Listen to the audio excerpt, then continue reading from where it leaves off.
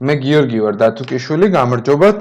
თქვენ უყურებთ Microsoft Word 2016-ის ვიდეო გაკვეთილებს და ეს ვიდეო შეეხება Clipboard-ს. Clipboard-ი გახლავთ დამხმარე მეხსიერების ბუფერი, რომელშიც თქვენ შეგიძლიათ შეინახოთ სხვადასხვა ინფორმაცია, ანუ სხვადასხვა თქვენს მიერ დაკოპირებული თუ ამოჭრილი ინფორმაცია, რომელიც რამოდენიმე წუთის მერე შეიძლება დაგჭირდეთ Microsoft Office-ის ნებისმიერ პროგრამაში.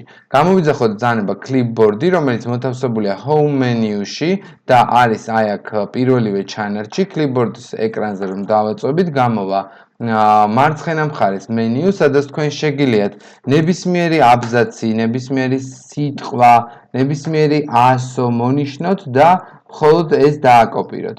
რა თქმა უნდა, შესაძლებელია ანუ რაც კი თქვენ შეგიძლიათ დააკოპიროთ, ყველაფერის დაკოპირება და ის გროვდება აი ამ Clipboard-ში. დანიშნულება გახლავთ ის, რომ თუ სხვა ფაილში გადახვალთ დაუშვათ და Clipboard-ს გამოიძახებთ, თქვენ ხედავთ, რომ ეს ყველაფერი აქ არის. შეგიძლიათ მისცეთ ბრძანება paste all-ი და ყველა დაკოპირებული მონაცემი ერთდროულად ჩაჯდება.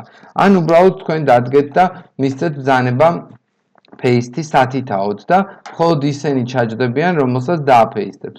არა მარტო Word-ის შემთხვევაში, არამედ თუ დაუშვათ გამოვიძახებთ PowerPoint-საც და აი ამ PowerPoint-ის შემთხვევაში ჩვენ შეგვიძლია გამოვიძახოთ კვლავ Clipboard-ი, დავინახავთ, რომ შესაძლებელი ყოფილა ჩამჯდარიყო არა მარტო Word-ის პროგრამაში, არამედ თვითონ PowerPoint-შიც კი.